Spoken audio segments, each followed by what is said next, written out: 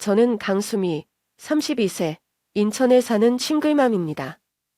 현재의 삶은 겉보기에 평온해 보이지만 매일 밤마다 언니 수진에 대한 기억이 떠올라 가슴이 아파옵니다.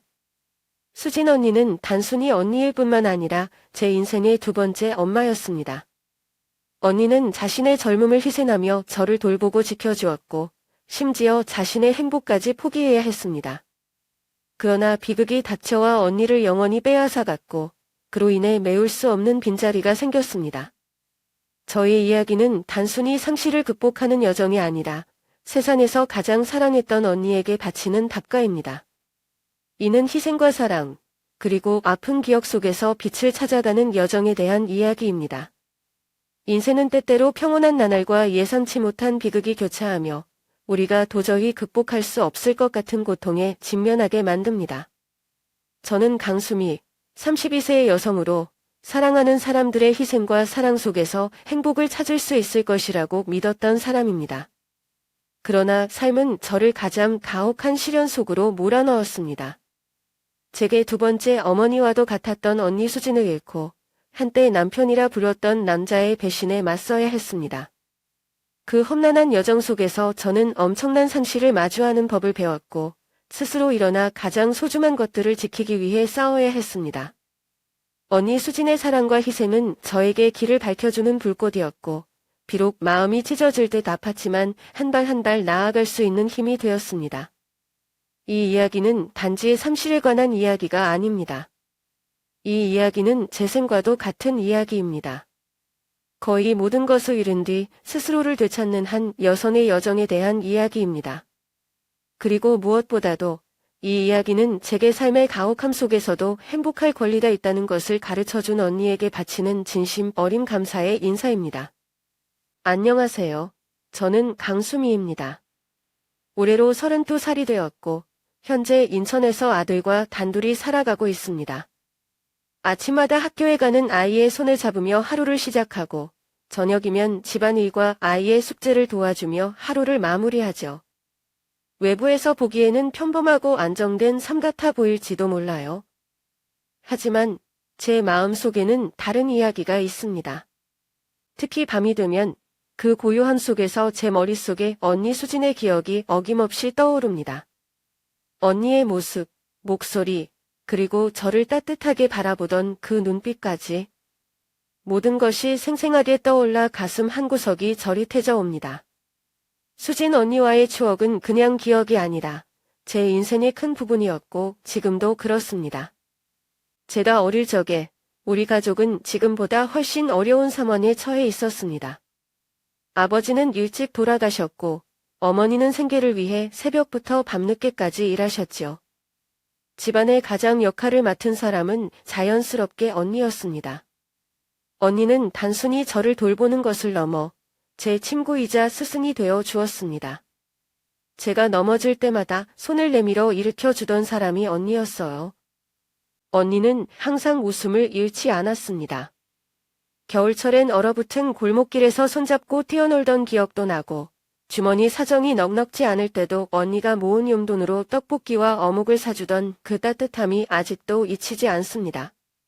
그러나 그 언니와 함께한 시간은 너무나 짧았습니다. 언니의 희생과 사랑을 가슴에 안고 살아가고 있지만 언니 없이 맞이하는 하루하루가 때론 버겁게 느껴질 때가 많습니다.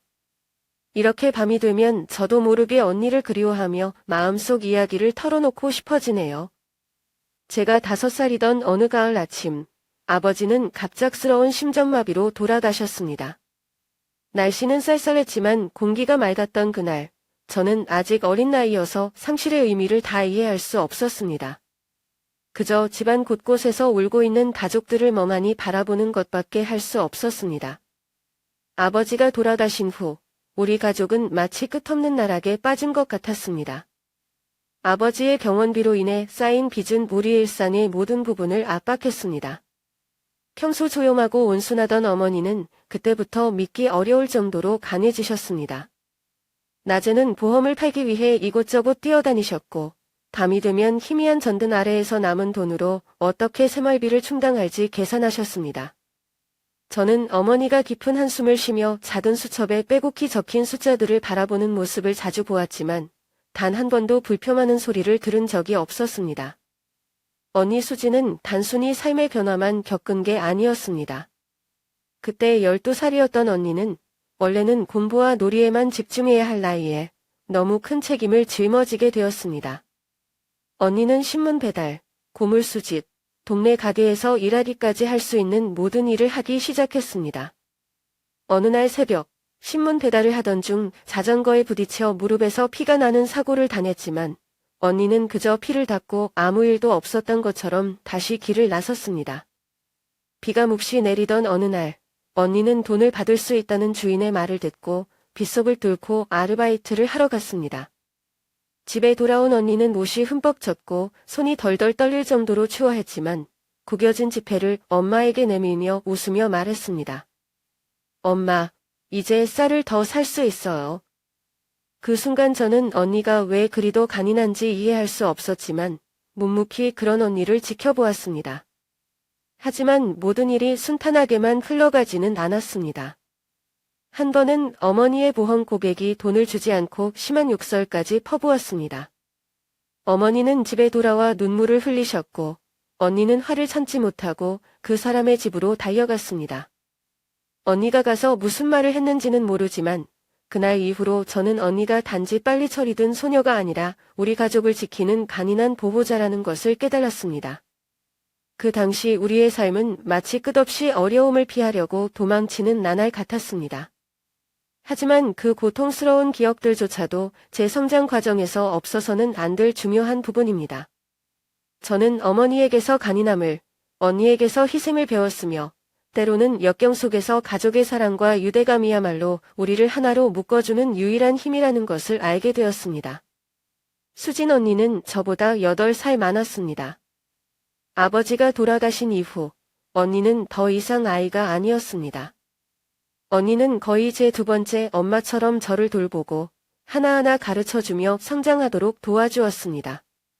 추운 겨울, 낡은 월세집에서 보냈던 그날들이 아직도 제 기억에 선명히 남아 있습니다. 그것은 허름한 3층 건물의 낡은 방으로 누구의 관심도 받지 못할 정도로 오래된 곳이었습니다.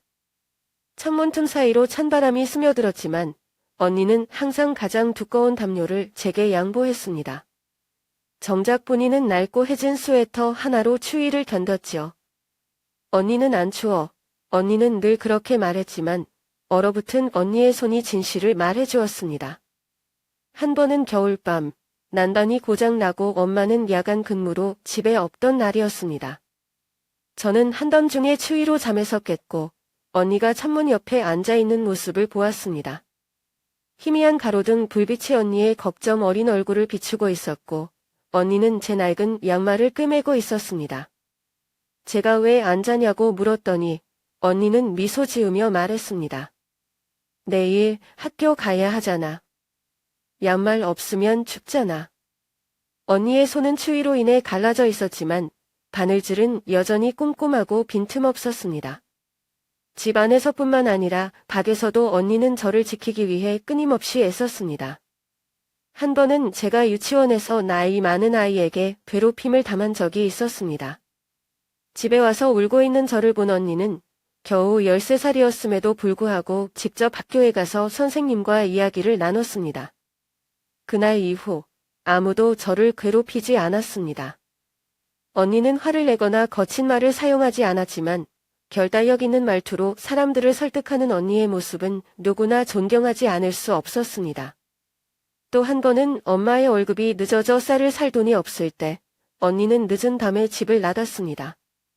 언니가 어디로 갔는지 몰랐지만 돌아왔을 때 언니는 작은 쌀자루를 품에 안고 온몸이 흙투성이가 되어 있었습니다. 언니는 시장에 있는 아저씨가 우리 엄마를 불쌍히 여겨서 연희한테 빌려줬어. 라고 말했습니다. 나중에 커서 알게 된 사실이지만 언니는 그날 시장에서 짐을 옮겨주는 일을 도와 쌀을 받은 것이었습니다. 그 추억들은 단순한 사랑을 넘어선 언니의 희생이었습니다. 저는 그런 언니의 마음을 평생 잊을 수 없습니다. 하지만 동시에 마음 한구석에는 깊은 슬픔이 자리 잡았습니다. 수진 언니처럼 가족을 위해 모든 것을 희생한 사람이 왜 이렇게 많은 고난과 아픔을 감내해야만 했을까요? 그 생각을 하면 할수록 마음이 무거워졌습니다. 엄마는 과로로 지쳐 집에 돌아오실 때마다 다리가 부어 걷지도 못하셨습니다. 그럴 때마다 저는 엄마를 부축해 앉히고 수진 언니는 따뜻한 꿀물을 준비했습니다. 집안은 항상 약 냄새로 가득했고 언니는 공부와 아르바이트를 병행하며 거친 손으로 가족을 돌봤습니다. 언니는 학교에 다니면서도 저를 위해 밥을 준비했습니다. 닭, 김치, 계란 프라이로 차려진 소박한 밥상이었지만 언니의 정성이 느껴졌습니다. 제가 수학 숙제를 틀려 혼날 때도 언니는 저를 나무라지 않고 늦은 밤까지 미리 공부하며 도와줬습니다. 엄마가 회사에서 쓰러지셨을 때 언니는 시험을 포기하고 병원으로 달려가 밤새 엄마를 간호했습니다. 시험 당일에도 피곤한 눈으로 학교에 갔습니다. 한 번은 도둑이 집세다 든 가방을 빼앗으려 했을 때 언니는 넘어지면서도 가방을 놓지 않아 온몸에 상처를 입었습니다. 언니는 식당에서 실수로 국수를 쏟아 주인에게 욕을 먹고 트레이를 맞았지만 반항하지 않았습니다. 또 엄마의 약값을 위해 인천역 공장에서 야간 근무를 하다 한겨울 추위에 도란해서 미끄러져 병원에 실려갔습니다. 병실에서 언니는 차가운 손으로 제 손을 잡으며 약한 목소리로 말했습니다. 심희야, 울지 마. 너랑 엄마만 행복하면 나는 괜찮아. 그 말은 가슴 깊이 아픔을 남겼습니다. 언니는 끝까지 포기하지 않았고 세상이 아무리 힘들게 해도 우리 가족을 위해 모든 것을 희생했습니다. 수진 언니는 고등학교를 졸업한 후 서울대학교에서 전액 장학금을 받았습니다. 가족에게는 큰 자랑이었지만 언니는 대학 생활을 즐기기보다는 학비와 생활비를 마련하기 위해 카페 아르바이트와 과외를 병행하며 하루 종일 바쁘게 지냈습니다. 처음 집에 돌아왔을 때 언니의 손에는 굳은 살이 가득했지만 언니는 웃으며 괜찮다고만 했습니다. 한겨울, 언니는 첫 월급으로 제가 좋아하는 분홍색 코트를 사줬지만 정작 본인은 해진 옷을 입었습니다. 그러던 어느 날 언니는 과외를 마치고 돌아오는 길에 사고를 당했습니다. 병원에서 언니는 엄마에게 말하지 말라고 했지만 심한 부상과 휴식 권고에도 불구하고 언니는 계속 일을 멈출 수 없었습니다. 대출금과 이자는 점점 늘어났고 언니는 모든 걸 혼자 감당하려 했습니다. 그러다 결국 직장에서 쓰러져 병원으로 옮겨졌습니다. 의사는 급심한 스트레스와 탈진 상태라고 했습니다. 집으로 돌아온 언니는 채권자들에게 협박을 받았다고 고백하며 처음으로 무너져 내렸습니다. 엄마는 아빠의 마지막 유품인 목걸이를 팔기로 했고 저는 방과 후 아르바이트를 시작했습니다. 엄마는 언니를 안으며 가족은 함께라면 무엇이든 이겨낼 수 있다고 말했습니다. 그 이후로 가족은 다시 힘을 합쳐 문제를 해결하기 시작했지만 언니의 희생은 그녀의 마음의 깊은 상처로 남았습니다. 제가 17살이 되던 해 엄마는 갑작스러운 뇌졸중으로 세상을 떠나셨습니다. 그날 아침 엄마는 아침을 준비하시며 제가 좋아하는 음식을 해주겠다고 하셨습니다. 하지만 오후에 낯선 사람의 전화를 받고 병원으로 달려갔을 때 엄마는 이미 돌아가실 수밖에 없는 상태였습니다. 수진 언니는 엄마의 손을 잡고 엄마, 죄송해요. 제가 아무것도 못 해드렸어요. 라며 속삭였지만 눈물을 삼켰습니다. 그날 이후 언니는 모든 것을 짊어졌습니다. 밤에는 의류 공장에서 일하고 낮에는 다른 아르바이트를 했습니다. 새벽에 집에 들어오는 언니의 얼굴은 참백했고 체중도 심하게 줄었습니다. 대학 원서를 내야 할 때 저는 포기하겠다고 했지만 언니는 너는 꼭 대학에 가야 해. 나머지는 내가 알아서 할게. 라고 단호하게 말했습니다. 언니는 돈을 빌려 원서를 냈고 건강이 악화되어도 멈추지 않았습니다. 대학 시험이 끝난 다음 날 언니가 병원에 있다는 전화를 받았습니다. 병실에서 언니는 참백한 얼굴로 첫 마디를 했습니다. 심희야, 시험 잘 봤어? 그 상황에서도 저를 걱정하던 언니의 모습에 저는 눈물을 멈출 수 없었습니다. 언니의 손을 잡으며 저는 약속했습니다. 언니, 이제 제가 언니를 돌볼게요. 하지만 저는 알았습니다. 언니가 평생 저를 위해 모든 것을 희생했듯이 그 약속을 지키는 일도 쉽지 않을 것이라는 것을. 제가 대학에 다니던 시절, 저와 수진 언니의 삶에 작은 빛이 들어왔습니다. 언니가 박지훈이라는 남자를 만난 것입니다. 그는 근처 목공소에서 일하는 따뜻하고 진솔한 사람이었고, 언니는 회사 가구를 주문하러 목공소에 들렀다가 그를 알게 되었습니다. 처음에 언니가 누군가를 만나고 있다는 사실에 저는 약간 놀랐습니다. 언니는 항상 가족을 위해서만 살아온 사람이라 자신의 행복은 전혀 생각하지 않는 줄로만 알았습니다. 하지만 언니가 지훈에 대해 이야기할 때 그녀의 눈이 오랜만에 반짝이는 것을 보았습니다. 언니는 말했습니다. 그 사람은 정말 좋은 사람이야, 수미야.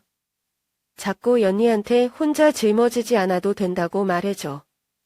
처음으로 지훈 오빠를 만난 것은 집 근처 작은 식당에서였습니다. 그는 소박한 차림에 차분한 얼굴을 가진 사람이었지만 그의 눈에는 따뜻함과 배려가 가득했습니다. 식사 내내 그는 제게 공부와 관심사에 대해 물으며 말했습니다. 내가 믿음직스럽지 않으면 수진이한테 혼날 거야. 저는 웃음을 터뜨렸고 오랜만에 마음이 가벼워지는 것을 느꼈습니다. 마침내 언니가 자신을 지켜줄 수 있는 사람을 만난 것 같았습니다. 하지만 모든 일이 제가 생각했던 것처럼 순조롭지는 않았습니다. 지훈 오빠가 언니에게 청혼했을 때 언니는 거절했습니다.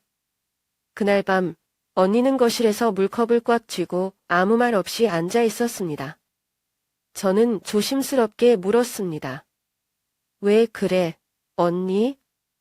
왜 받아들이지 않았어? 언니는 고개를 숙인 채 말했습니다. 난 자격이 없어. 엄마도 없고 너도 아직 공부 중인데 내가 아직도 빚더미에 올라앉아 있으면서 어떻게 행복해질 수 있겠니? 그 말에 제 가슴이 찢어지는 듯 했습니다. 지훈 오빠가 아무리 좋은 사람이라도 언니의 과거와 책임감은 그녀를 끝없이 짓누르고 있었습니다. 언니는 가족을 위해 모든 것을 해결하지 않고서는 행복을 누릴 자격이 없다고 믿고 있었습니다. 그리고 언니의 상황은 더 악화되었습니다. 어느 날 밤 학교에서 집에 돌아오니 언니가 집 밖에서 채권자들에게 둘러싸여 있었습니다. 그들은 언니에게 돈을 갚으라고 소리치며 위협했습니다. 그때 마침 지훈 오빠가 나타났습니다.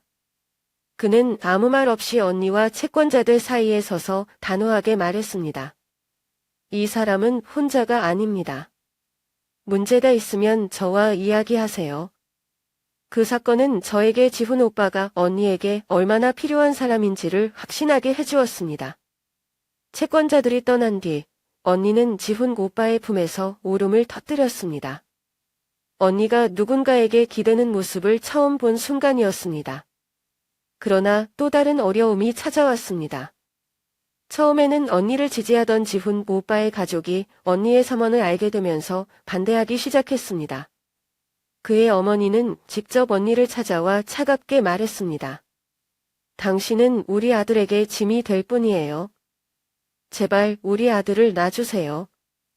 언니는 저에게 그 이야기를 하지 않았지만 그녀가 얼마나 상처받았는지 느낄 수 있었습니다.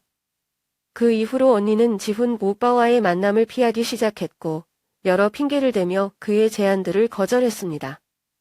어느 날 언니가 창밖으로 내리는 비를 멍하니 바라보는 모습을 보고 저는 물었습니다.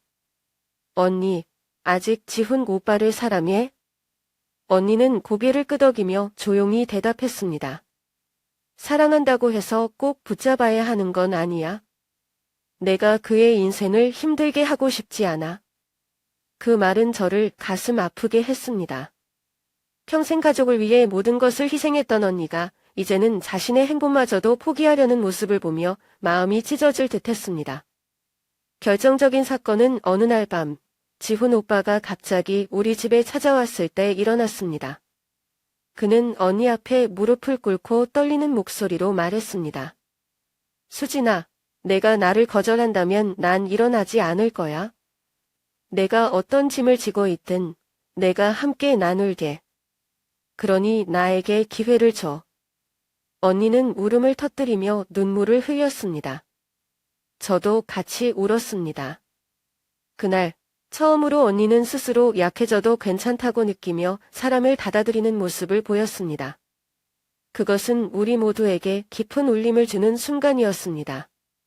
그날 밤 눈이 굵게 내렸습니다. 인천 도시는 겨울의 매서운 추위 속에 잠겨 있었고 지훈 오빠는 수진 언니를 만나러 길을 나섰습니다. 낡은 헬멧과 오래된 코트를 입은 채 조심스럽게 오토바이를 몰았습니다. 눈이 점점 더 쌓이고 시야가 흐려졌지만 언니가 기다리고 있다는 생각에 그는 멈추지 않았습니다. 그러나 반대편에서 미끄러진 트럭이 그의 오토바이를 덮쳤습니다. 구조대가 도착했을 때 지훈 오빠는 이미 세상을 떠났습니다. 그의 주머니에는 언니가 직접 만든 회색 목도리가 있었습니다. 언니는 소식을 카페에서 들었습니다.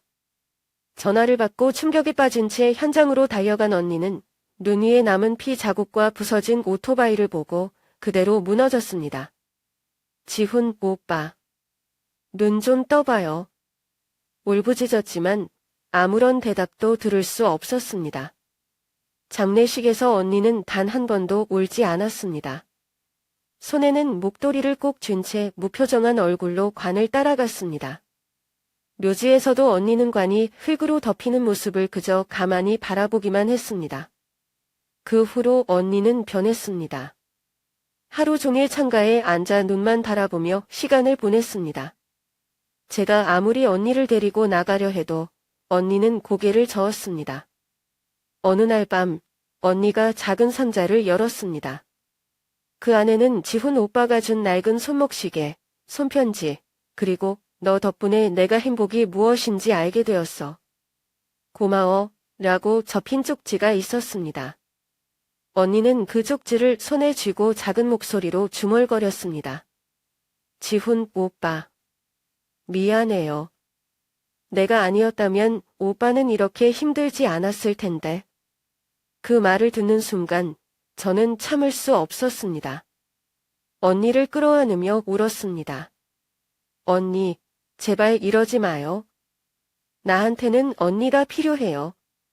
그러나 언니는 제 등을 쓰다듬으며 조용히 말했습니다. 수미야, 난 여기에 있어. 하지만 얼마나 더 있을 수 있을지 모르겠어. 그 말은 저를 두렵게 만들었습니다.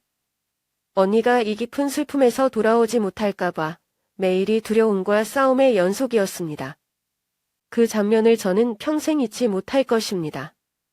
한밤중 도시 전체가 깊은 잠에 빠져 있을 때였습니다. 이상한 소리가 거실에서 들려 잠에서 깬 저는 조심스럽게 밖으로 나갔습니다. 그리고 그곳에서 무릎을 꿇고 있는 수진 언니를 보았습니다.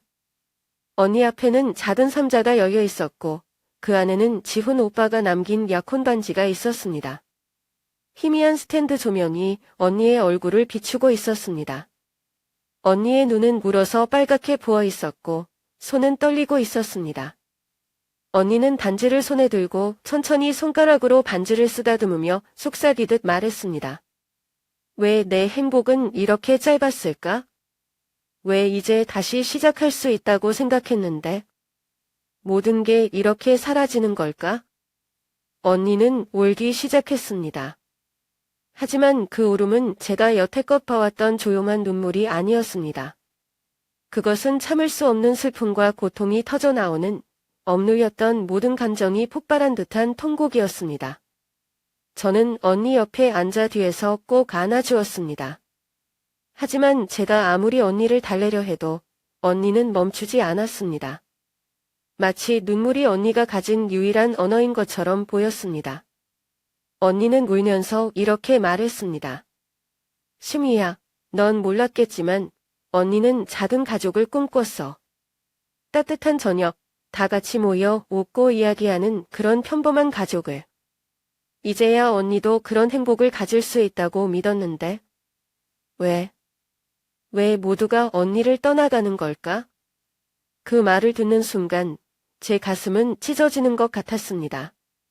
저는 무슨 말을 해야 할지 몰랐습니다. 언니의 고통은 단순히 위로의 말로 해결할 수 있는 것이 아니었기 때문입니다. 언니는 말을 이어갔습니다. 언니는 희생했고 정말 노력했어. 그런데 왜, 수미야? 왜 언니는 단 한 번도 언니만의 행복을 지킬 수 없는 걸까? 엄마도 떠났고 지훈도 떠났어. 언니는 이제 뭐가 남았지? 저는 언니의 손을 꼭 잡으며 울먹이는 목소리로 말했습니다. 언니는 나를 잊으면 안 돼. 나 여기 있어. 나 절대 언니를 혼자 두지 않을 거야. 하지만 제 말이 언니의 상처를 덜어줄 수 없다는 것을 저는 알고 있었습니다. 언니는 약혼 반지를 손에 쥐고 천천히 손바닥을 오므리며 마치 그 반지가 지훈 오빠와의 마지막 기억인 것처럼 꼭 붙들고 있었습니다. 그날 밤, 저는 언니를 떠나지 않았습니다. 언니는 창가에 앉아 눈이 내리는 창밖을 멍하니 바라보며 꼼짝도 하지 않았습니다. 언니의 손에는 여전히 반지가 쥐어져 있었고 언니는 아무 말도 하지 않았습니다. 저는 언니가 반지를 놓는 순간 언니의 마음도 함께 사라질까 봐 두려웠습니다. 그 이후로 언니는 점점 더 말을 하지 않았습니다. 언니는 예전처럼 교회에 가지 않았고 그녀가 사랑하던 화분도 돌보지 않았습니다. 심지어 매일 아침 만들던 커피도 더 이상 내리지 않았습니다. 우리 집은 겨울의 차가운 공기처럼 어둠과 침묵으로 가득했습니다.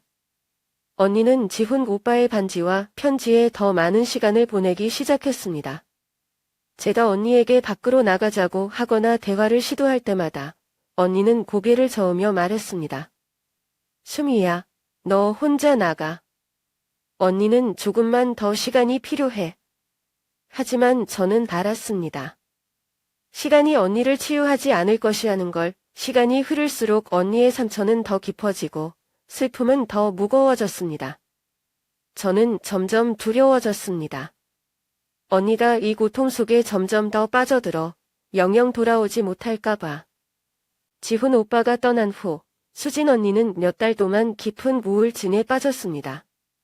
우리 집은 마치 어둠에 갇힌 것처럼 숨이 막힐 정도로 고요했습니다. 언니는 거의 아무 말도 하지 않았고 침대에서 나오지도 않았으며 얼굴은 점점 말라갔습니다. 저는 언니를 다시 일으키기 위해 노력했습니다. 언니가 좋아하던 음식을 준비해 식탁에 놓고 말했습니다. 언니, 조금만 먹어봐. 이거 언니가 좋아하던 거잖아. 하지만 언니는 고개를 저으며 배고프지 않아 라고 말했습니다. 언니의 밤을 청소하다가 봄 축제에서 찍은 사진을 발견했습니다. 사진 속 언니는 밝게 웃고 있었지만 사진을 본 언니는 조용히 눈물을 흘렸습니다. 포기하지 않고 언니를 산책에 데려갔습니다. 눈이 녹은 공원을 걸으며 추억을 이야기했습니다.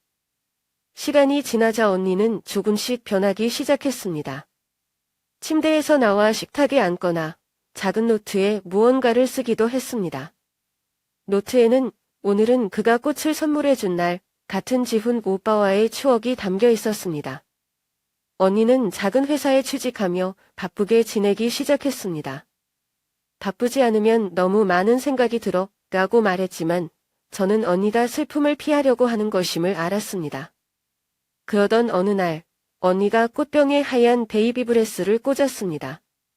지훈 오빠가 자주 선물했던 꽃이었습니다. 제가 물었습니다. 언니, 다시 좋아하게 된 거야? 언니는 고개를 끄덕이며 말했습니다. 지훈이가 있다면 내가 여전히 이 꽃을 사랑하기를 바랐을 거야. 언니는 이제 절망 대신 부드러운 그리움으로 지훈 오빠를 이야기했습니다. 언니는 아침마다 커피를 준비하고 함께 산책을 나가며 작은 일상 속에서 힘을 찾아갔습니다. 어느 날 언니는 말했습니다. 지훈 오빠가 없으면 살 수 없을 거라 생각했어. 하지만 이제는 그가 떠났다는 걸 받아들이기로 했어. 세상에는 우리가 바꿀 수 없는 일도 있고 그걸 받아들이며 살아가야 할 때도 있는 것 같아. 그 말은 저를 울게 했습니다. 언니는 자신의 상처를 치유하며 저에게도 강해질 용기를 주고 있었습니다. 이제 우리는 평범한 일상으로 돌아왔습니다. 서로에게 더 의지하며 매일의 순간을 소중히 여기고 있습니다. 언니는 더 이상 혼자가 아니었고 저는 언니를 지지하며 함께 나아가고 있습니다. 제가 28살이 되던 해 저는 믿음직스럽고 안정감을 주는 남자 이민우와 결혼했습니다. 결혼식 날 수진 언니는 눈물을 흘리며 말했습니다. 수미야, 내가 널 진심으로 사랑해주는 사람을 만나 정말 기뻐. 처음 결혼 생활은 평화로웠습니다. 하지만 1년이 지나면서 모든 것이 변하기 시작했습니다. 시어머니는 점점 까다로운 요구를 했고 시누이 지현은 늘 특별 대우를 받았습니다. 한 번은 지현이 국이 짜다며 불평하자 시어머니는 바로 저를 꾸짖었습니다. 지현이는 입맛이 까다로우니 더 신경 써야지. 제가 남편 민우에게 이 문제를 털어놓았지만 그는 너무 신경 쓰지 마 라는 말만 했습니다. 지현이 가게를 열겠다고 했을 때 시어머니는 우리 다 모은 집값 저축으로 돕게 요구했습니다. 제가 반대했지만 민우는 아무 망설임 없이 동의했습니다. 실망과 배신감을 느낀 저는 친정으로 돌아와 수진 언니에게 모든 이야기를 털어놓았습니다. 언니는 제 손을 잡고 말했습니다. 수미야, 다른 사람을 위해 살지 마. 내가 존중받지 못한다고 느낀다면 내 자신을 지켜야 해. 민우와의 갈등이 깊어지던 어느 날, 저는 언니의 집으로 다시 갔습니다. 언니는 따뜻한 차를 내주며 조용히 말했습니다. 수미야, 내가 정말 원하는 게 무엇인지 깊이 생각해. 지금의 삶을 계속하고 싶은지, 아니면 벗어나고 싶은지. 언니는 서랍에서 오래된 목도리를 꺼내 저에게 건네며 말했습니다. 이 목도리가 언니를 가장 추운 겨울에서 지켜줬어. 이제 이걸 내가 가져. 넌 혼자가 아니야. 그 이후로 저는 언니와 자주 대화하며 깨달았습니다. 때로는 놓아주는 것이 다시 시작하는 길이라는 것을. 어느 날 저는 언니에게 물었습니다. 언니는 나를 위해 너무 많은 걸 희생했는데 후회되지 않아? 언니는 미소 지으며 대답했습니다. 후회하지 않는다면 거짓말이겠지. 하지만 내가 강해지는 모습을 볼 때 그 모든 게 가치 있었다고 느껴. 수미야, 넌 너를 위해 살아야 해. 언니의 말은 저에게 큰 힘이 되었고 저는 비로소 제 삶을 찾아다 용기를 얻었습니다. 어느 봄날, 새싹이 돋아나기 시작한 날, 시댁에서 가족 모임이 열렸습니다. 어머니께서 말씀하셨습니다. 민우에게 10억 원을 지원하기로 했어. 우리 아들이 성공하려면 필요한 일이야. 순간 방안이 정적에 휩싸였습니다. 모두 지현을 바라보았고 그녀는 눈물을 터뜨리며 말했습니다. 엄마에게 나는 오빠만큼 중요하지 않았죠. 이 가족 필요 없어요. 지현은 그날 집을 떠났습니다. 저는 민우에게 물었습니다. 지현이 일에 대해 어떻게 생각해? 그는 단순히 대답했습니다. 부모님이 최선을 다하시는 거야. 그의 무관심한 태도는 저를 무겁게 만들었습니다. 제가 수진 언니에게 이야기를 하자 언니는 진지하게 물었습니다. 민우가 정말 너를 동반자로 생각한다고 느껴? 아니면 가족 계획의 일부일 뿐이니? 그 말 이후 저는 민우를 주의 깊게 관찰하기 시작했습니다.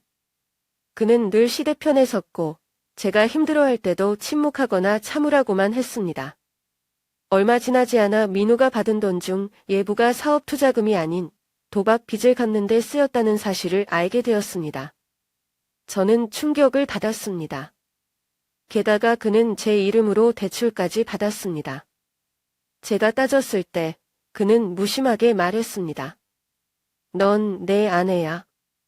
날 좀 도와줘도 되는 거 아니야? 수진 언니는 단호하게 말했습니다.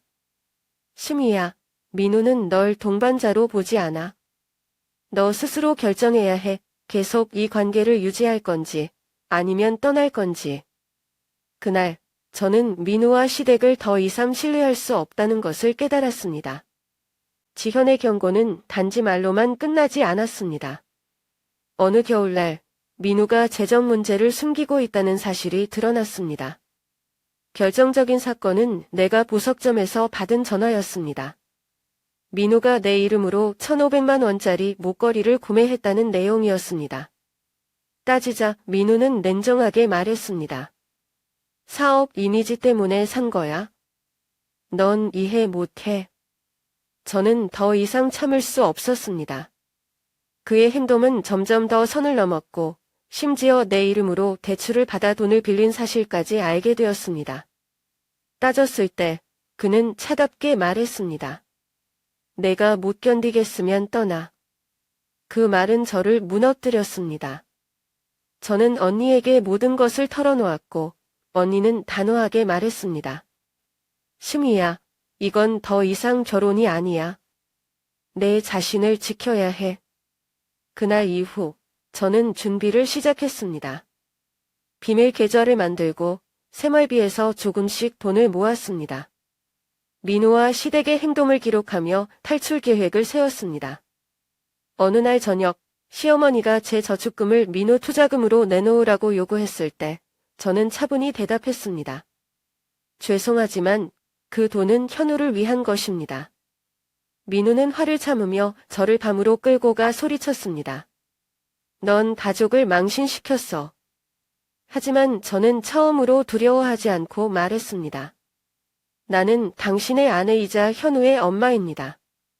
당신이 나를 무시해도 나는 내 아들과 우리의 미래를 지킬 겁니다. 그날 밤 현우를 품에 안고 속삭였습니다. 엄마가 너를 지킬게. 우리를 해치는 사람은 없을 거야. 저는 새로운 시작을 향한 첫걸음을 내디뎠습니다. 쉽지 않은 길이겠지만 저와 아들, 그리고 우리의 미래를 위해 나아갈 준비가 되어 있었습니다. 어느 겨울날 제가 현우를 미술학원에서 데리러 가는 길에 낯선 번호로부터 전화가 걸려왔습니다. 전화기 너머에서 한 남자의 다급한 목소리가 들려왔습니다. 혹시 수진 씨의 가족 되시나요? 수진 씨가 교통사고를 당하셔서 현재 연세대학교 병원으로 이송 중입니다. 빨리 와주실 수 있나요? 그 말을 듣는 순간 저는 그대로 얼어붙은 채 손이 덜덜 떨렸습니다. 휴대전화를 꽉 쥐고 있었지만 온몸에 힘이 빠져나가는 것 같았습니다. 제 머릿속은 온갖 생각들로 뒤엉켰고 저는 즉시 미술학원 선생님께 현우를 부탁드린 후 병원으로 향했습니다. 그날 날씨는 뼛속까지 시릴 만큼 추웠고 눈은 점점 더 두껍게 쌓이고 있었습니다. 그러나 제 마음은 그보다 더 얼어붙은 것 같았습니다. 도대체 무슨 일이 일어난 건지 상상조차 할 수 없었습니다. 병원에 도착했을 때 저는 언니가 병상에 누워있는 모습을 보았습니다. 언니의 얼굴은 여기저기 긁힌 상처로 가득했고 붕대로 감겨 있었습니다. 머리에도 하얀 붕대가 단단히 감겨 있었습니다. 의사는 언니가 심각한 머리 부상을 입고 깊은 혼수 상태에 빠졌다고 설명했습니다. 그 말을 듣는 순간 제 다리가 풀려 주저앉을 뻔했습니다. 응급실 밥복도에는 차가운 공기와 발자국 소리만 울려 퍼졌지만 제 귀에는 아무 소리도 들리지 않는 것 같았습니다. 추가로 상황을 물어보니 사고는 언니가 강남 지역에서 고객을 만나러 가던 중 발생했다고 했습니다. 빙판길에서 미끄러진 트럭이 언니가 타고 있던 차를 들이받았고 차량은 심하게 파손되었습니다. 행인들이 의식을 잃은 언니를 차 밖으로 구출했지만 언니는 이미 의식을 잃은 상태였다고 했습니다. 저는 병원 복도 의자에 주저앉아 눈물을 멈추지 못했습니다. 항상 간인하고 저의 버팀목이 되어 주었던 수진 언니가 이렇게 누워있다니 믿기지 않았습니다. 제 자신이 너무 무력하게 느껴졌습니다. 병원에서의 첫 며칠은 두려움과 불안으로 가득 찬 시간이었습니다. 저는 단 한순간도 언니 곁을 떠나지 못했습니다. 혹시라도 자리를 비우는 사이에 최악의 일이 벌어질까 두려웠습니다. 의사들이 매번 상태를 확인할 때마다 저는 숨을 죽이며 그들의 말을 기다렸습니다. 하지만 며칠이 지나도 언니의 상태는 나아질 기미가 보이지 않았습니다. 저는 매일 언니에게 말을 걸고 기도하며 언니가 저를 들을 수 있기를 바랐습니다.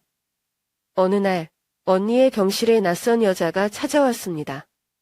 그녀는 언니의 직장 동료라고 자신을 소개하며 말했습니다. 수진 씨는 제가 만난 사람 중 가장 성실한 분이었어요. 맡은 일 이상으로 항상 최선을 다했죠. 하지만 그녀가 이렇게 건강을 희생하면서까지 일했을 줄은 몰랐습니다. 모두 안타까워하고 있습니다. 그 말을 듣고 저는 가슴이 미어지는 것 같았습니다. 언니는 항상 가족과 일을 최우선으로 생각했지만 그 대가로 자신의 건강을 얼마나 희생했는지 저는 전혀 몰랐던 것입니다. 어느 저녁, 제가 언니 옆에서 앉아있을 때 현우가 병실로 달려와 저에게 그림을 건넸습니다. 그림 속에는 환하게 웃고 있는 한 여성이 어린 소년과 젊은 여성을 안고 있었습니다. 현우는 그림을 가리키며 말했습니다. 엄마, 이건 이모야. 이모가 깨어나서 엄마가 더 이상 안 울었으면 좋겠어. 그 말을 듣고 저는 눈물을 참지 못했습니다. 현우는 아직 어렸지만 저의 불안과 슬픔을 온몸으로 느끼고 있었던 것입니다. 시간이 흐르면서 저는 일상생활을 유지하려고 노력했지만 제 마음은 항상 언니에게 머물러 있었습니다. 어느 날 저녁 병원에서 전화가 걸려왔습니다. 언니의 상태가 악화될 수 있다는 소식이었습니다. 저는 불이 나게 병원으로 달려가며 온 마음으로 언니가 괜찮기를 기도했습니다. 병실에 들어가니 의사와 간호사들이 언니의 상태를 점검하고 있었습니다. 저는 당황한 나머지 물었습니다. 언니가 괜찮나요? 무슨 문제가 생긴 건가요? 의사는 차분하지만 진지한 목소리로 말했습니다. 환자의 상태는 안정적이지만 긴 시간 동안 깨어나지 않을 가능성도 있습니다. 마음의 준비를 하시는 게 좋겠습니다. 저는 의자에 주저앉아 온몸에 힘이 빠져나가는 것을 느꼈습니다. 언니가 돌아오지 않을 수도 있다는 말을 믿고 싶지 않았습니다. 그 후로도 저는 언니의 곁을 지키며 매일 손을 꼭 잡고 속삭였습니다. 언니, 저희는 언니가 필요해요. 현우도, 저도. 언니가 깨어날 때까지 기다릴게요. 꼭 돌아와 줘요. 언니가 저를 들을 수 있을지는 모르지만 저는 언젠가 언니가 눈을 뜨고 다시 저를 바라보며 웃어줄 것이라고 믿습니다. 그날이 오면 제가 얼마나 언니에게 감사하고 사랑하는지 꼭 말할 겁니다. 수진 언니가 병원에 입원해 있는 동안 저는 언니의 생명이 걸린 걱정뿐만 아니라 민우의 이상한 행동 변화와도 마주해야 했습니다. 그는 점점 냉담해졌고 언니의 상태에 전혀 관심을 보이지 않았습니다. 드물게 병원에 온 날도 잠깐 앉아 언니를 힐끔 쳐다본 뒤 일이 바쁘다며 곧바로 자리를 떠나버리곤 했습니다. 저는 스스로에게 물었습니다. 이 남자, 내 인생에서 한때 그렇게 중요한 존재였던 이 사람이 정말 이렇게까지 변한 걸까? 어느 저녁, 민우가 하루를 마치고 집에 돌아왔을 때 저는 결심하고 물었습니다. 민우, 왜 요즘 병원에 안 가? 수진 언니는 내 가족이야. 조금이라도 관심을 가질 수는 없니? 그는 술을 한 모금 마시고는 무심한 목소리로 대답했습니다. 내 언니가 내가 병원에 오는 걸 알 것 같아? 지금 혼수 상태인데 굳이 거기 앉아 있을 필요는 없잖아. 저는 충격을 받았습니다. 민우가 언니와 가까운 사이가 아니라는 건 알고 있었지만 이 정도로 냉정할 줄은 상상도 못했습니다. 얼마 지나지 않아 저는 다른 이상한 점을 눈치채기 시작했습니다. 민우가 언니에 대해 이야기할 때마다 항상 생명보험을 언급하는 것이었습니다. 어느 날 제가 병원에서 돌아오자 민우는 무심하게 물었습니다. 수진 씨, 보험 들어놨겠지? 그냥 궁금해서 물어보는 거야. 만약 무슨 일이 생기면 가족들이 지원받을 수 있는지 알고 싶어서. 그의 말에 온몸에 소름이 돋았습니다. 저는 차분히 대답했습니다. 언니는 보험이 있어. 하지만 지금 우리가 얘기해야 할 건 그게 아니야. 내가 원하는 건 언니가 깨어나는 거지, 돈이 아니야. 그는 어깨를 으쓱하며 더 이상 말을 하지 않았지만 그의 눈빛에는 설명할 수 없는 뭔가가 담겨 있었습니다. 그 후로 저는 더 주의 깊게 살폈습니다. 어느 날 민우의 책상을 정리하다가 작은 노트를 발견했는데 그 안에 적힌 내용이 저를 멈춰 서게 했습니다. 한 페이지에 계산된 금액 목록이 적혀 있었고 그 옆에는 이렇게 쓰여 있었습니다. 수진 생명보험 예상 금액 2억 원. 제 손이 떨렸습니다. 왜 민우가 언니의 보험금을 신경 쓰는 걸까요? 언니는 아직 살아있고 저는 매일 언니가 깨어나길 바라고 있는데 의심은 점점 커졌지만 명확한 증거가 없었기에 민우를 직접 추궁할 수는 없었습니다. 어느 날 민우가 서재에서 통화하는 소리를 우연히 듣게 되었습니다. 그의 목소리는 낮았지만 다급했습니다. 네, 그녀의 보험은 확인됐습니다. 그런데 최악의 상황이 발생했을 때 지급 절차가 얼마나 걸릴지 알고 싶습니다. 기다리는데 시간을 낭비하고 싶지 않거든요. 저는 문 밖에서 얼어붙은 채 서 있었습니다. 그는 지금 무슨 짓을 하고 있는 걸까요? 그는 무엇을 계산하고 있는 걸까요? 마음을 가다듬고 아무 일도 없었던 것처럼 방에 들어섰습니다. 민우는 깜짝 놀라 전화를 급히 끊으며 경계의 눈빛으로 저를 바라보았습니다. 뭐 필요한 거 있어? 그가 다소 날카롭게 물었습니다. 저는 미소를 지으며 아무 말도 하지 않았지만 제 안에서는 분노와 의심이 타올랐습니다. 이 사람이 정말 제가 사랑하고 믿었던 민우일까요? 아니면 그는 이제 자신의 이익만을 생각하는 사람이 된 걸까요? 며칠 후 저는 언니의 보험에 대해 더 알아보기로 했습니다. 예전에 언니가 몇 년 전 재정적으로 어려웠을 때 큰 보험에 가입했다고 했던 것이 기억났습니다. 보험사에 전화를 걸어 가족임을 밝히자 보험금이 2억 원에 달한다는 답변을 들었습니다. 그 돈은 한 사람의 인생을 바꿀 수도 있고 누군가를 타락시키기에도 충분한 금액이었습니다. 저는 점점 불안해졌습니다. 민우가 어떤 계획을 꾸미고 있는지 확실히 알 수는 없었지만 모든 정황이 그가 뭔가를 숨기고 있음을 가리키고 있었습니다. 저는 이 사실을 그에게 알리지 않기로 했습니다. 대신 변호사를 고용해 언니의 보험과 관련된 법적 문서를 검토하고 최악의 상황에 대비했습니다. 어느 저녁, 제가 저녁 준비를 하고 있을 때 민우가 부엌으로 들어왔습니다. 그는 한 장의 서류를 들고 있었고 알 수 없는 미소를 지으며 말했습니다. 미리 준비하는 게 좋을 것 같아. 만약 수진 씨가 깨어나지 못하면 서류 작업이 더 간단해질 거야. 내 생각은 어때? 저는 그를 돌아보며 온몸이 얼어붙는 듯한 기분이 들었습니다. 냉정하게 대답했습니다. 당신이 그럴 필요는 없어. 언니는 깨어날 거고 난 언니의 권리를 누구에게도 빼앗기지 않을 거야. 제 말에 그는 잠시 멈칫했지만 저는 알았습니다. 이것은 시작에 불과하다는 것을.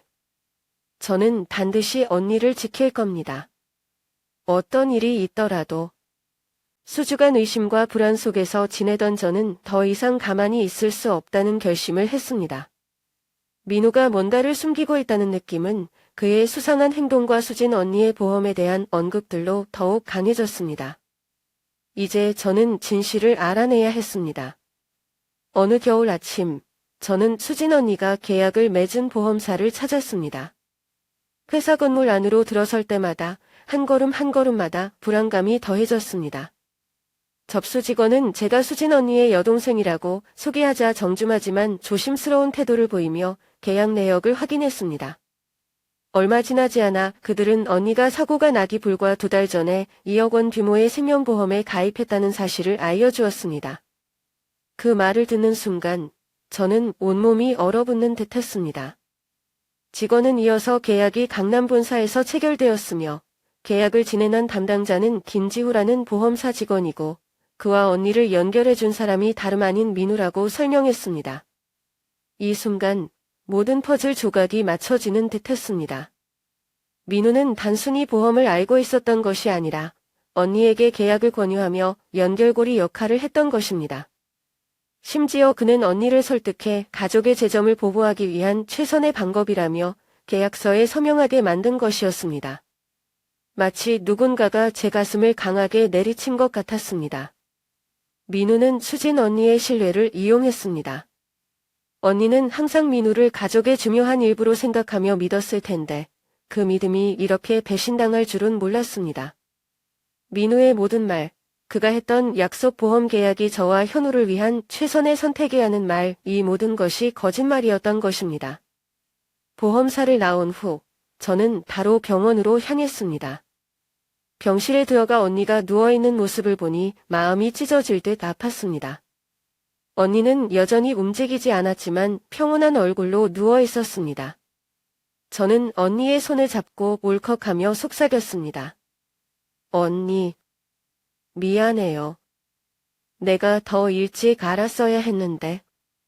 언니는 잘못된 사람을 믿었어요. 다음 날, 저는 민우와 직접 마주하기로 결심했습니다.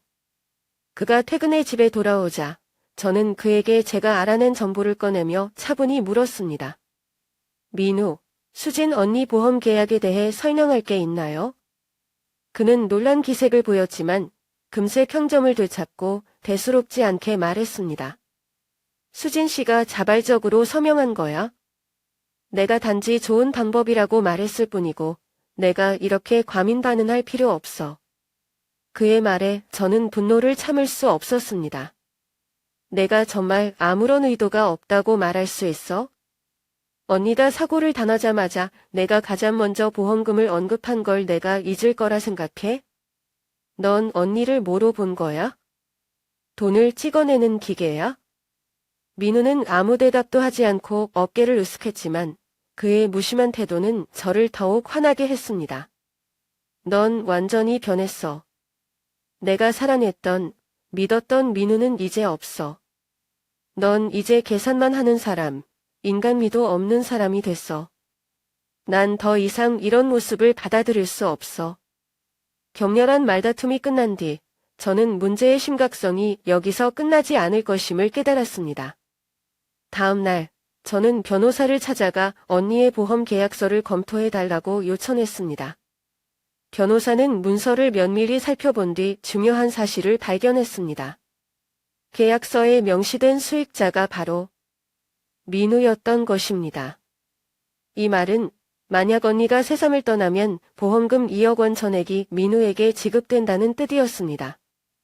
더 놀라운 점은 계약서에 서명된 수진 언니의 서명이 평소 서명과 약간 다르다는 것이었습니다. 언니가 강압적으로 서명했거나 누군가 서명을 위조했을 가능성이 있었습니다. 변호사 사무실을 나서며 저는 굳은 결심을 했습니다. 민우가 언니를 이렇게 이용하게 놔두지 않을 것입니다. 언니가 지키고자 했던 모든 것을 제가 반드시 지킬 것입니다. 어느 저녁 민우가 서재에 앉아 있을 때 저는 문을 두드렸습니다. 그가 짜증 섞인 목소리로 물었습니다. 이번엔 또 무슨 일이야? 저는 그의 책상 위에 서류를 놓으며 단호하게 말했습니다. 이건 내가 수진 언니 보험 계약에 대해 한 짓의 증거야. 내가 가만히 있을 것 같아? 내가 계속 이 짓을 하면 모든 것을 법정에 가져갈 거야. 민우는 비웃듯 웃었지만 그의 웃음은 약간 흔들리는 듯 했습니다. 내가 뭘 할 수 있다고 생각해? 난 아무 문제 없는 합법적인 일을 하고 있어. 저는 그의 눈을 똑바로 바라보며 한 단어씩 또렷하게 말했습니다. 수진 언니는 살아있어. 그리고 난 언니를 지키기 위해 뭐든지 할 거야. 내가 아무리 감추려고 해도 진실은 절대 숨길 수 없어. 그날 밤 저는 잠들지 못했습니다. 저는 이제 민우와 정면으로 맞섰고 앞으로도 많은 싸움이 기다리고 있다는 걸 알았습니다. 하지만 오랜만에 저는 제 자신이 더 강해졌다는 걸 느꼈습니다. 더 이상 두려움에 침묵하는 여자가 아니었습니다. 저는 언니를 그리고 우리 가족의 자존심을 지키기 위해 무엇이든 할 준비가 되어 있었습니다. 민우가 수진 언니 사고와 연관이 있을지도 모른다는 생각에 나는 밤잠을 이룰 수 없었다. 조사를 통해 협박 메시지, 금융거래 내역, 그리고 사고와 관련된 운송회사까지 연결된 증거들을 발견했다. 특히 트럭을 빌린 사람이 수진 언니를 압박했던 채권자 박스모라는 사실을 알게 되었을 때 모든 퍼즐이 맞춰졌다. 민우를 직접 대면했을 때 그는 모든 것을 부인했지만 증거를 보여주자 그의 얼굴은 굳어졌다. 그는 심지어 협박했다. 내가 무너지면 우리 아이도 영향을 받을 거야. 함부로 움직이지 마. 하지만 나는 단호히 말했다. 내 아이는 너 같은 사람 밑에서 자라지 않을 거야. 내 죗값을 받을 시간이다. 그 후 나는 변호사와 함께 민우를 법적으로 고발하기 위해 준비를 시작했다. 동시에 현우와 함께 새로운 시작을 할 수 있는 곳을 찾기 시작했다. 나는 더 이상 두렵지 않았다. 이 싸움은 단지 진실을 밝히기 위한 것이 아니라 나와 현우, 그리고 억울한 수진 언니를 위한 싸움이었다. 그날 밤 민우가 집에 들어오자마자 저는 거실에서 그를 기다리고 있었습니다. 더 이상 눈물도 두려움도 없었습니다.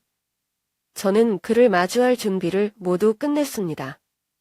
현우는 이미 잠들었고 조용한 집안에는 얼어붙은 듯한 긴장감이 감돌았습니다. 우리 얘기 좀 해야겠어. 제가 말하며 민우를 똑바로 바라보았습니다. 그는 약간 놀란 표정을 지었지만 여전히 자신만만한 태도를 유지했습니다.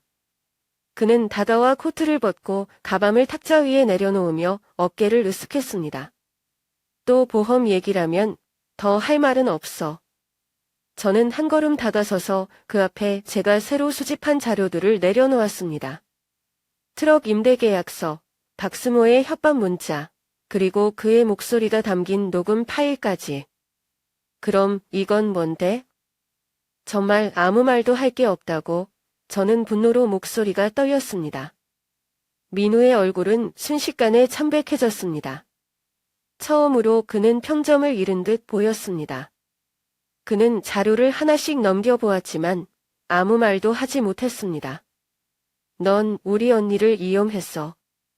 가족을 위해 뭐든 하려고 했던 언니를. 넌 언니를 궁지에 몰아넣고 보험에 서명하게 했고 돈을 보내게 했고 심지어 사고까지 간접적으로 연관되어 있어. 저는 분노를 참지 못하고 소리쳤습니다. 민우는 자료를 탁자 위에 내던지며 평정을 되찾으려는 듯 말했습니다. 너무 과장하지 마. 난 관여한 적 없어. 수진 씨가 자발적으로 서명한 거야. 그리고 사고? 그건 단순한 우연일 뿐이야. 내 잘못이 아니라고. 그의 대답은 불길에 기름을 부은 격이었습니다. 저는 그에게 더 다가서며 똑바로 그의 눈을 바라보았습니다. 우연이라고? 내가 언니를 꼭두각시처럼 조종하고 언니의 선의를 이용해서 자신의 이익을 챙긴 걸 우연이라고 말할 수 있어? 넌 단순히 내 행복을 망친 게 아니라 언니에 대한 내 기억까지 더럽혔어. 그런 양심으로 어떻게 살아갈 수 있니? 민우는 침묵했습니다. 그의 항상 자신만만하던 모습은 완전히 무너져 있었습니다. 한참 후 그는 깊이 한숨을 쉬며 의자에 주저앉아 고개를 떨궜습니다. 맞아, 내가 그랬어. 하지만 내가 선택의 여지가 있었을 것 같아? 나는 빚더미에 앉아 있었고 일이 막막했어. 그 보험 없이는 모든 걸 잃었을 거라고. 그의 고백을 듣고 저는 잠시 말을 잃었습니다. 그러나 진실이 드러났다는 안도감 대신 저는 그의 변명이 역겨웠습니다. 그래서 내가 스스로를 구하기 위해 다른 사람을 희생시키기로 한 거야? 우리 언니, 너에게 한 번도 해를 끼친 적 없는 언니를 말이야? 너를 가족으로 생각했던 사람을 그렇게 대할 수 있어? 그는 대답하지 않았습니다. 그저 고개를 떨군 채 하얗게 질린 손을 꼭 쥐고 있었습니다. 그럼 나는? 민우, 나는 내게 뭘 잘못했길래 내가 내 믿음을 이렇게 배신했어? 넌 우리 결혼뿐만 아니라 내가 내게 가졌던 모든 믿음을 부숴버렸어. 민우는 고개를 들어 피곤한 눈빛으로 저를 바라보았습니다. 내가 잘못한 거 알아? 하지만 이제 어떻게 할 건데? 나를 법정에 세우겠다고? 이 가족을 파괴하겠다고? 저는 눈물을 참으며 단호하게 대답했습니다. 이건 이미 가족이 아니야, 민우. 너 스스로 이 가정을 망쳤어. 나는 더 이상 내가 나와 우리 가족을 이용하도록 두지 않을 거야. 내가 한 일에 대해 반드시 책임을 지게 만들 거야. 집안은 깊은 침묵에 빠졌습니다. 저는 그를 뒤로 하고 밤을 나왔습니다. 남아있는 건 그가 절대 피할 수 없는 죄책감뿐이었습니다. 저는 앞으로의 길이 쉽지 않을 것을 알고 있었지만 오랜만에 제 삶의 주도권을 되찾았다는 확신이 들었습니다. 그날 밤 저는 현우를 품에 안고 속삭였습니다. 엄마가 약속할게. 이제 우리를 다치게 하는 사람은 아무도 없을 거야. 우리는 새로운 삶을 살 거야. 민우와의 팽팽한 대면 이후 저는 더 이상 이 결혼을 이어갈 이유가 없다는 것을 깨달았습니다. 그의 인정, 그것이 진심이든 궁지에 몰린 끝의 변명이든 저에게 남아있던 작은 희망조차 산산이 부숴버렸습니다. 저는 가족을 이용해 이익을 취하고 심지어 언니의 사고에 간접적으로 연루되었을지도 모르는 남자와 더 이상 함께할 수 없었습니다. 다음 날 아침, 저는 모든 필요한 서류를 챙겨 변호사 사무실로 향했습니다. 초겨울의 차가운 공기가 제 결심을 더욱 굳건히 해주었습니다. 저는 이혼 소송을 제기하고 현우의 양육권 문제를 명확히 할 의사를 변호사에게 밝혔습니다. 변호사는 약간 걱정스러운 표정으로 물었습니다. 정말 신중하게 생각하신 건가요? 이건 단순한 이혼 문제가 아닙니다. 상대방이 반발하면 소송이 길어질 수 있고 아드님의 심리에도 영향을 미칠 수 있습니다. 저는 단호한 눈빛으로 고개를 끄덕였습니다. 다른 선택은 없습니다. 현우가 거짓과 갈등으로 가득한 환경에서 자라게 할 수는 없어요. 저는 제 아이를 위해 싸울 준비가 되어 있습니다. 우리는 법적 절차를 논의하며 민우가 양육권을 주장하지 못하도록 충분한 증거를 준비하기 시작했습니다. 저는 민우가 현우에게 진정으로 관심이 없다는 것을 잘 알고 있었습니다. 현우는 그에게 단지 저를 묶어두기 위한 도구였을 뿐입니다. 이와 동시에 저는 수진 언니의 생명보험 문제를 공론화하기로 결정했습니다. 보험사에 연락해 사건이 명확히 밝혀질 때까지 보험금 지급을 중단할 것을 요청했습니다. 처음에는 그들이 소극적이었지만 민우의 음성이 담긴 녹음과 수산한 금융거래 내역 같은 증거를 제시하자 그들은 지급 절차를 재검토할 수밖에 없었습니다. 보험사의 통보를 받은 민우는 곧바로 분노를 폭발시켰습니다. 그는 거실로 달려와 휴대전화를 탁자에 3개 내던지며 소리쳤습니다. 너 지금 뭐 하는 짓이야, 수미? 날 완전히 망가뜨리고 싶어?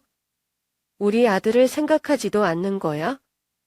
저는 자리에서 일어나 그를 똑바로 바라보며 흔들림 없이 말했습니다. 아니, 민우. 너야말로 모든 것을 망친 사람이야.